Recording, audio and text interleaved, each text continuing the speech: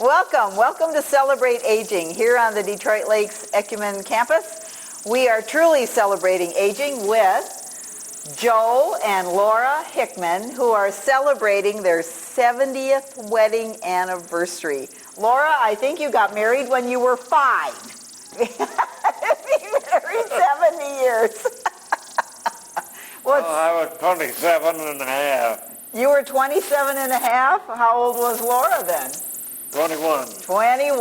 Well, you were of age. She was 21 that month. Well, congratulations on your 70th. And also is their daughter, Marion, and we're just so happy that you can be with us today and tell us a little bit about how in the world. I know you were not from California. That's where Laura was from. Where's your home, Joe? I was in the Army. You were in the Army. And my outfit moved to Orange, California. That was Laura's hometown. Okay. And she sold tickets in the theater. And I'd been buying tickets from her, but there was 1,500 of us soldiers that moved into town, and I never was a ladies' man, so I didn't have any hopes of her noticing me. But one night I was hitchhiking out to the skating rink, and her oldest brother and her youngest brother and their youngest sister picked me up, and they were going to the skating rink too. Oh, because hitchhiking was okay back then. That's how you got around, wasn't it? Hitchhiking. Pardon? I said hitchhiking was how you got around, right? Yeah. Yeah. So they picked you up and you're going to the skate land. They were going to the skating rink too. Okay. And so when the skating rink closed, why, they gave me a ride back into town. And on the way into town, why, her brother said that he was going to be working on his car the next day. Okay. And I told him, well, if I wasn't on duty, I'd come down and help him. Well, that would be nice. And I wasn't on duty, so I went down after dinner and helped him that afternoon. And come supper time, why, he said, well, we'd go down and get his sister to get supper for us. Love those brothers that volunteer their sisters. And I told him, well, I could just go back down and eat at our mess hall. And he said, no, that I'd helped him when could have supper. Well, we went down and picked Laura up at the theater. Uh-huh. And she wasn't too happy about the idea of having extras for supper. Drop-ins.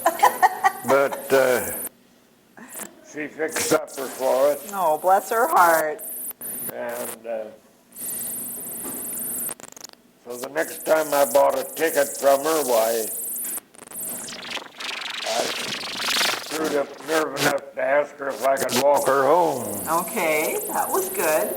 And she said no, that her brother and sister that had been to the skating rink with us was there to walk her home. Okay. Well, can't I walk along with you? No. Uh-huh. So I stepped off to the side and let her sell tickets till the line got down.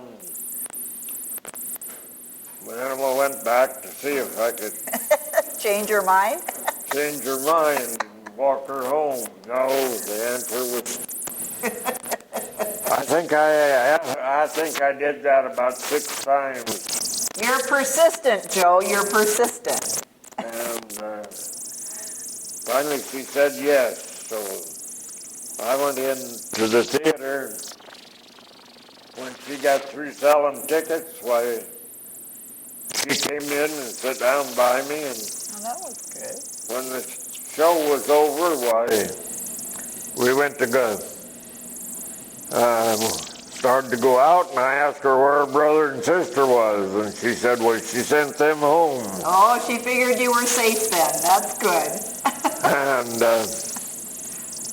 as we were going up onto her porch, she took a handkerchief out of her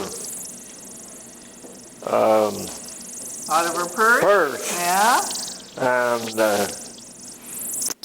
I was kind of puzzled as to what that was for. And so we talked for a little bit, and I told her good night, and she acted like she was willing to give me a kiss, and she did, and then I found out what the handkerchief was for. She wiped the lipstick off of my mouth.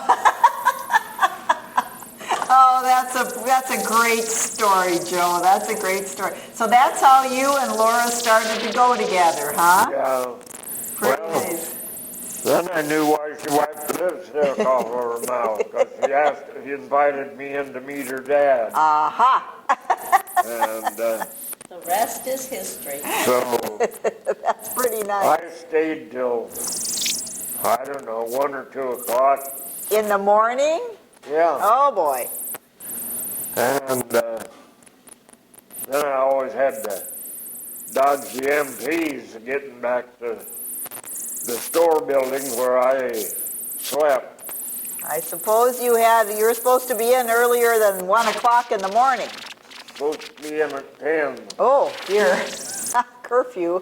And but from then on, why, I was at Laura's house until 1 or 2 o'clock in the morning every night.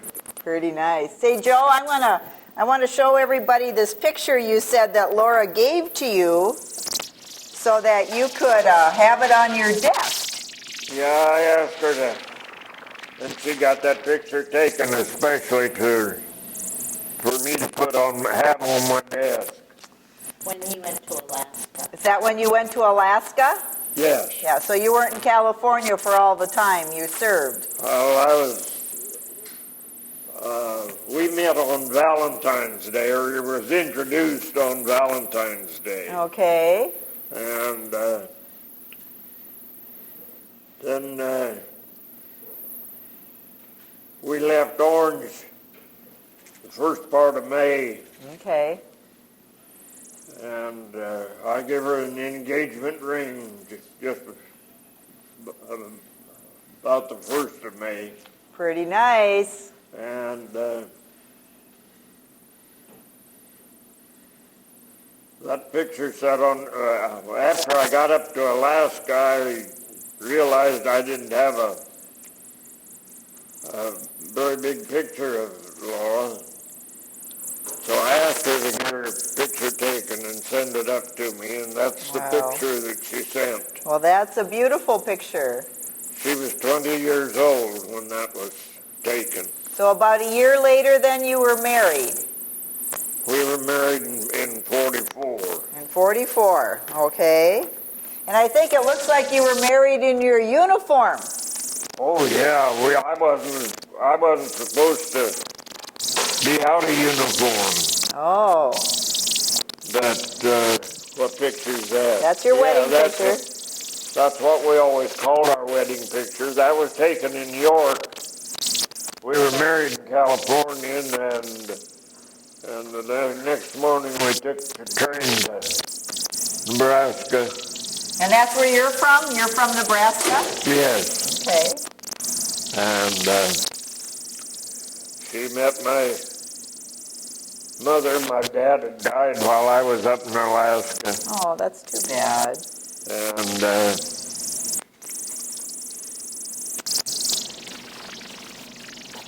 I thought it was interesting, he sold a saddle to buy the wedding ring.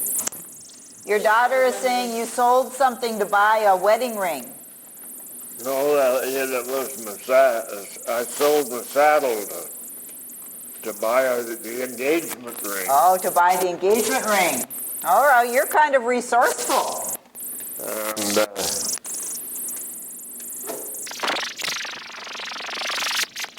And then you... actually, I borrowed the money from another soldier to buy Oh. Scythian He cake is for grain. resourceful. But I told my brother to sell my saddle when they changed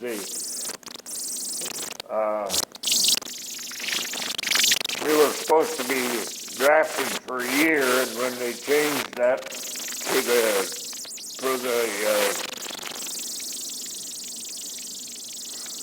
I can't remember what they called it. But anyway, until the war was over. Okay.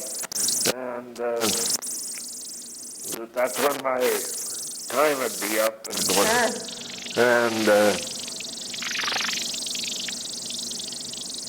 so I told him to sell my saddle. Well, right after I borrowed the money from this other soldier, why, my brother sent me the